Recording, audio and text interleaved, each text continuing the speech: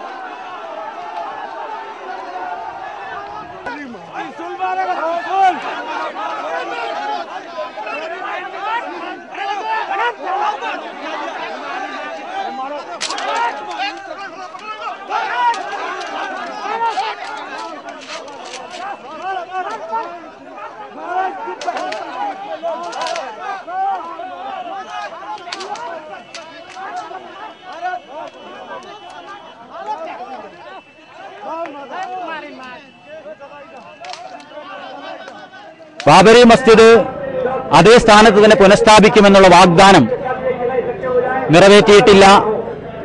അതുപോലെ അതിന്റെ കുറ്റക്കാരായ പ്രതികൾ ശിക്ഷിച്ചിട്ടില്ല. പുനർനിർമ്മാണം അതുപോലെ തന്നെ കുറ്റവാളികളെ ശിക്ഷിക്കുകയും ചെയ്യണമെന്നാവശ്യപ്പെട്ടുകൊണ്ട് ഇന്ന് മജ്ലിസെ മുഷാവറയുടെ നേതൃത്വത്തിൽ പോപ്പുലർ ഫ്രണ്ടിന്റെ പിന്തുണയോടുകൂടി ഇവിടെ സമാധാനപരമായ ധർണ നടക്കുകയായിരുന്നു. വളരെ സമാധാനപരമായ ഈ ധർണയിലേക്ക് തൊട്ടടുത്ത ഒരു സർക്കിളിൽ കേന്ദ്രീകരിച്ച ശിവസേനയുടെ ആക്രമിക്കുകയായിരുന്നു ആയുധങ്ങളുമായിട്ട്. പോലീസ് അവരെ തടഞ്ഞില്ല എന്നതുകൊണ്ടാണ് യഥാർത്ഥത്തിൽ അവർക്ക് ജാഥയിലേക്ക് വരാനും അതിക്രമിച്ച് കടക്കാനും സാധിച്ചത്. പക്ഷേ ജാഥാംഗങ്ങൾ തടുക്കുകയും പിന്നീട് പോലീസ് ഇടപെടുകയും ചെയ്തതുകൊണ്ടായിരിക്കും. ഇതെല്ലാം അവർ പിരിഞ്ഞു പോവുകയായിരുന്നു.